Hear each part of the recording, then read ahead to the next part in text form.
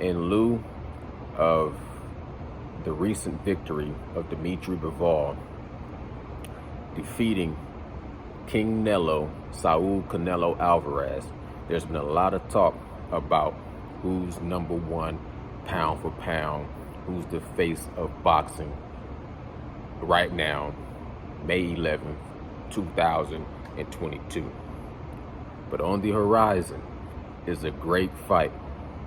The first time in the four-belt era, undisputed in the weight division of 154 pounds. On one hand, you have the champion out of the Lion's Den, one half of the twin power combination, Iron Man and Hitman, CHARLO.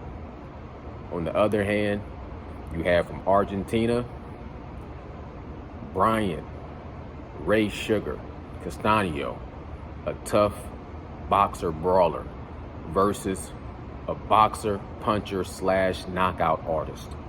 A rematch for undisputed, with all the hardware, all the metal on the table. And I salute. Now, I'm gonna be honest, you know what I'm saying? I am in support and I'm cheering for CHARLO. I want both guys, the best man win, both guys to put on a hell of a performance, come out safe and make it back home to their families. But when it comes to who I want to be victorious, I'm going to say I want CHARLO to become undisputed. I watched him, you know what I'm saying, just progress and grow as a fighter and as a man and as a champion. You know what I'm saying? But I salute Brian Castaño. You know what I mean? I really was impressed by his performance in the first fight. Now, history tells us that in a rematch, CHARLO can make the adjustments under the tutelage of Derrick James when he fought against Tony Harrison, Tony Superbad Harrison. His first fight was a controversial loss. They had a rematch. After the fight was postponed, CHARLO fought Jorge Cota, knocked him out. Tony Harrison had an injury to his Achilles, to his heel, to his ankle. He came back, they fought, and CHARLO came out the gate, first 3 rounds, was on fire. He put Tony Harrison down in the second round. The third round, I thought he got a little reckless, started the head hunt.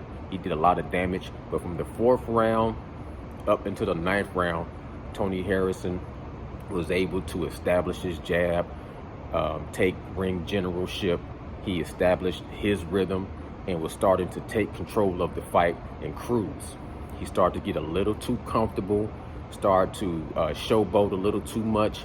He admit that the time out of the ring changed his punch resistance. He admitted that he was hurt to the body a couple of times, but he had the poker face on, and he started to, you know, get comfortable, start to dance to the audience. And in the 11th round, there was exchanging hooks. He got caught with a right hand that sent him flying into the ropes. CHARLO jumped all over him, knocked him down again. The official, the referee, Jack Reese, allowed Tony Harrison to get back up. CHARLO climbed the rings and was already in celebrate mode. He was waved back into the fight. He came and put on a flurry of punches, and Tony Harrison was unable to really defend himself. The fight was called off, you know what I'm saying? But there was times in that fight where CHARLO looked like he was about to let that fish get off the line, off the hook. He looked like he was almost about to get took out of that fight and have another controversial loss against Tony Harrison. So there's not just to say that in a rematch, CHARLO, I'm 100% confident in his ability to come in against Brian Castaño, who's not the same type of a fighter as Tony Harrison. Tony Harrison is a slick boxer, worked behind the jab. In his previous fight, he had like conditioning issues and maybe a little chinny. I watched him box his way, a great fight against Willie Nelson, and then he started to fatigue and got caught with a brutal knockout punch. So his chin was always a little suspect to me, and his conditioning was suspect. Brian Castaño does not have those issues from what I've seen. He really is a compact, short, 5'7". He has more of that, you know what I'm saying, tight guard. He ducks and rolls a lot of punches, and then he counters with a lot of tight, close power punches. And he camouflages his punches well with flurries, and then he can have a pinpoint accurate shot that was really snapping Jermell Charlo's head back.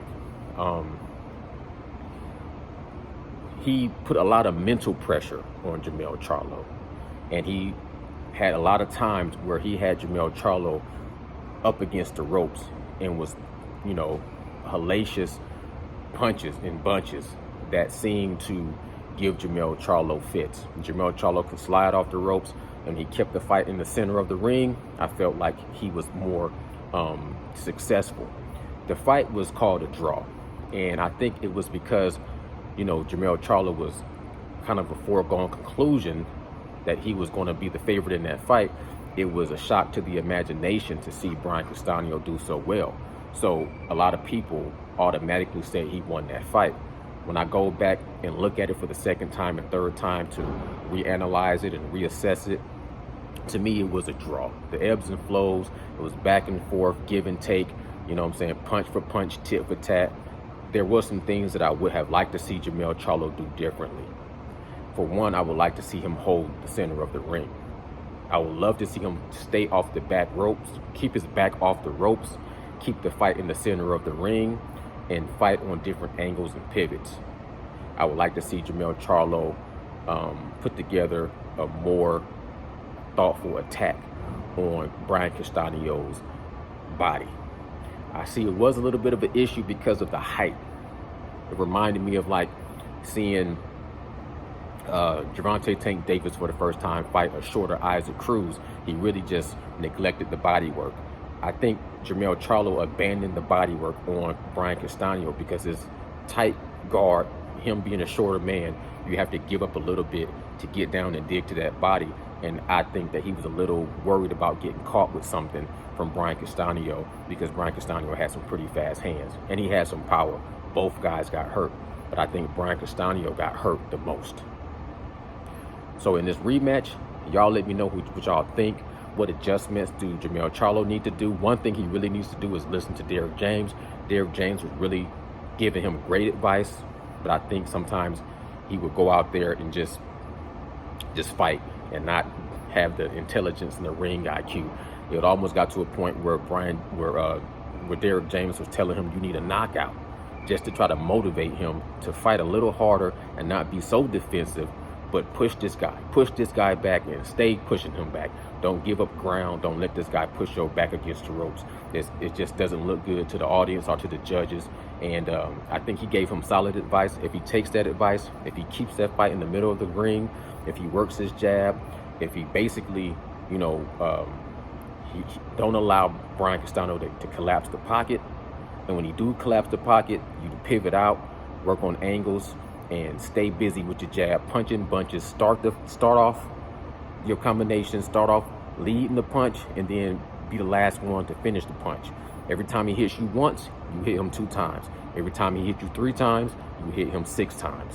You know what I'm saying? Stay busy, stay focused, stay on the grind. Brian Castano, they say he doesn't have the same amount of capacity to make the adjustments. I'm not going to say that. I know he suffered a bicep injury, so you know I'm kind of interested to see what kind of condition and shape he's going to come into the ring with, and where is his power level going to be?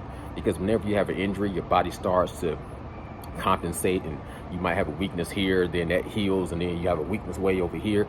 But you know what I'm saying, I think he's a true champion, and both of these guys know what's at stake. To become undisputed at 154 would be an epic historical moment, and it would elevate one of these guys in arguments and in conversations of who's at the top right now, especially now that King Nello has been dethroned. Salute to Bivol, and let the best man win. Hope you guys are excited for the fight. I salute both fighters, and like I said, man, I'm going for Jermell Charlo. Hopefully he gets the victory, but if Brian Castano pulls it off, I wouldn't be surprised, and I totally salute him. And at the end of the day, all I expect is for, you know, Jermell Charlo to bring his best, and no excuses, and just fight like a champ, man.